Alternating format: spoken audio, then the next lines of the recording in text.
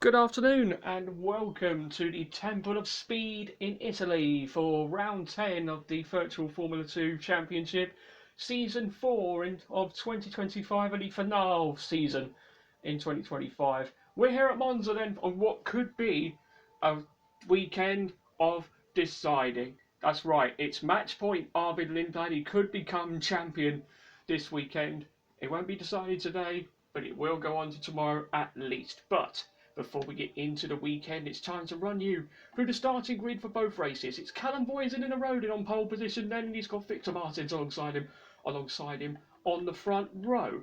Then it's Alex Dunn, who's third in the championship and third on the grid. Can the McLaren Junior find something to get himself into a slight contention for this title, or will the title be decided tomorrow? Roman Stanek alongside him in fourth. Then it's Jack Crawford, the reigning champion, fifth on the grid in the Dams car, and he's got Rotoma Miata in the ART alongside him in sixth. Joshua Dirksen, seventh for AAX Racing, and he has got Gabriele Mini in the Alpine livery Prima car alongside him in eighth. Then it's the man who could wrap up the title this weekend, our championship leader Arvid Lindblad, and his teammate Pepe Marti completing the top 10 and on Campos row 5. And completing the rest of the grid, we have Kush Miney, Sebastian Montoya, Leo Forlaroli, Richard Forshaw, Kian Shields, Rafael Villagomez, Sally Megatunith, John Bennett, Ollie Gerfer, Dino Beganovic, Luke Browning, and Max Esterson, who complete the grid for both races here at Monza. And now it's time for the action. Ready, ladies and gentlemen? Let's get to it then. It's time to start the weekend that could decide the title. We're all set for a speedy sprint race here at Monza, and away we go. Good getaway there for Victor Martins and from Callum Boysen from the front row. You can see Roman Stanek has got himself already up into third place ahead of Alex Dunn. Going down towards turn 1, Dunn will try and fight back. Round the outside, 3 wide in a battle for second place. Boysen runs away in the lead as 3 abreast there. Dunn and Martins and Roman Stanek in the Invicta. Behind them is the fast starting Arvid Lindblad already up to 5th, but it's Boysen who leads from Stanek and Dunn and Martins and Lindblad the top 5. And look at Arvid Lindblad charging against them, looking to take 4th place away from Victor Martins, nearly banging wheels, and Arvid Lindblad up to 4th. Good start for the championship leader. Boysen away already over a second. That is a lovely start for the Brits in the Rodin car, leading ahead of Stanek by over a second with Dunn in third. But watch out for Lindblad though. He is going to be coming and be hot on their heels for the battle for the lead. Look how close Arvid Lindblad is to Alex Dunn. These two are looking to go for the fight for third. Into Ascari, round the outside goes Arvid Lindblad. Lovely move there for the champion-elect. He's up to third, ahead of Dunn. Now we can get after Stanek and Boysen for the lead.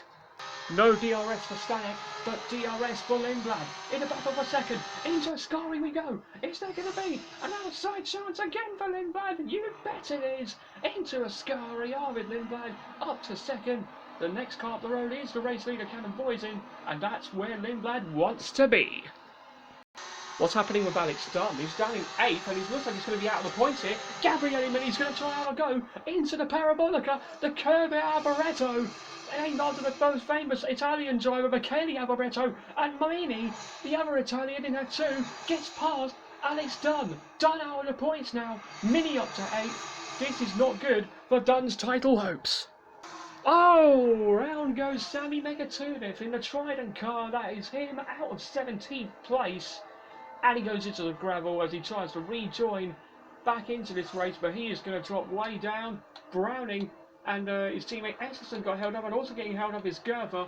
Now down to last goes Sammy Megatunith, the Frenchman, spinning and finding himself down to last place. What a dreadful, dreadful mistake there for Sammy Megatunith. Boo, mate!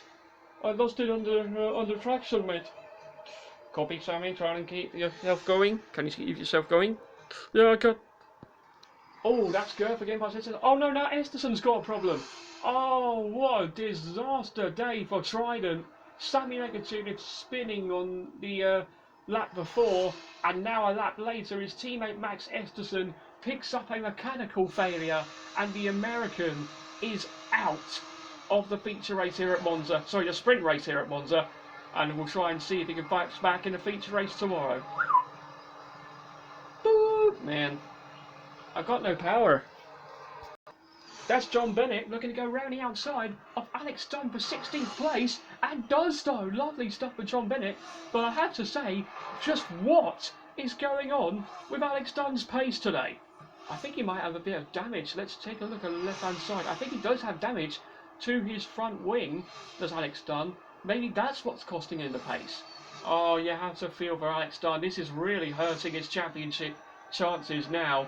And yeah, you can see there just a tiny little dent at the left-hand side of the end plate on his front wing. That is why Alex Dunn has dropped a whole load of places. He's down in 17th, way out of the points.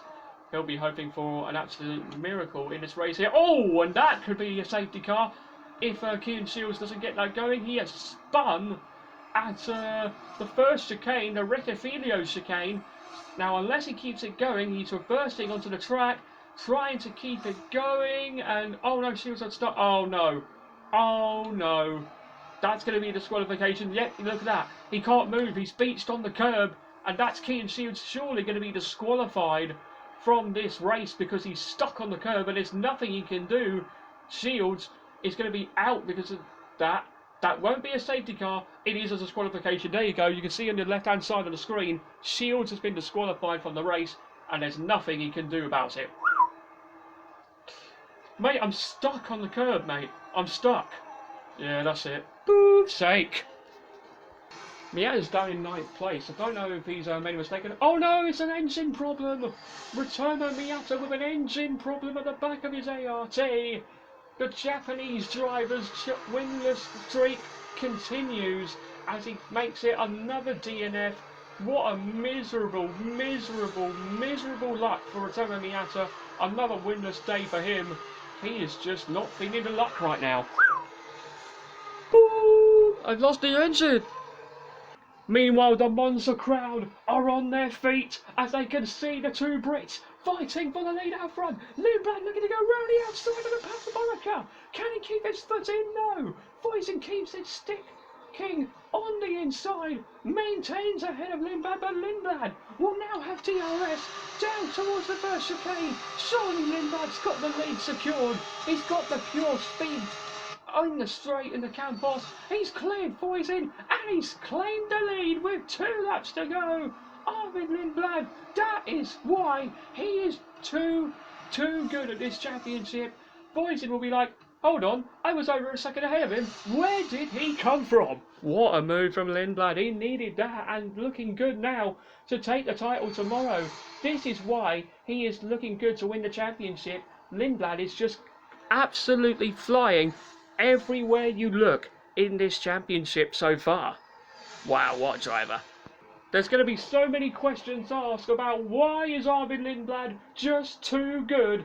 Well, this is why he is on target to win the title tomorrow, because he has bolted himself back at the front as he comes into the Parabolica for one more time, and he will head into tomorrow with one hand on the championship trophy. Arvid Lindblad wins the sprint race in Monza and clobbers the DRS board in celebration, but I don't think he'll care. I don't think the team will care. I don't think the stewards will care, because he has won at the Temple of Speed and will head into tomorrow with a chance to win it all. Yes, mate. Amazing job. Amazing job. Good job, Arvid. Well done. Haha, yes! Yes, yes, yes! Thanks everyone, the car was amazing. Let's get the job done tomorrow. We're flying. Let's go guys, come on. Arvid Lindblad then taking the win and the fastest lap after that spectacular drive to the win for the British driver, and his fellow Brit Callum Voisin finishes behind him in second. Roman Stanek, another podium for him, for the Invicta team. Victor Martins only finishing in 4th. He'll need a good result tomorrow if he wants to bring the title towards the next round in Singapore, Baku. I don't think it is. I think it's Baku. We'll find out where it is on the calendar very soon. But for now, Victor Martins could only play second fiddle to Arvid Lindblad at the time being. Joshua Dirksen, a decent 5th place for him for the AAX team. Gabrielli made 6 and Jack Woodford 7, and Pepe Marti makes it a double Campos points to keep themselves in the lead of the team's championship. And yes, 153 points the gap between Ladd and Martins. He needs the gap to be 148 or over, and then he'll win the title. So right now he's got a 5-point advantage. If Martins outscores him by just 4 or more points, then Lindblad will win the championship at the end of the feature race tomorrow. But in the team's championship, still 75 points between Campos and ART. Rodin are only 3 points behind ART in the battle for second. So could we see Rodin leapfrogging the French team once again? But we'll see tomorrow. But that is our sprint race done here at Monza. Let's hope the feature race will give us more entertainment tomorrow. Join us tomorrow for a potential title decider when Virtual F2 returns. Till then, it's goodbye and ciao for now.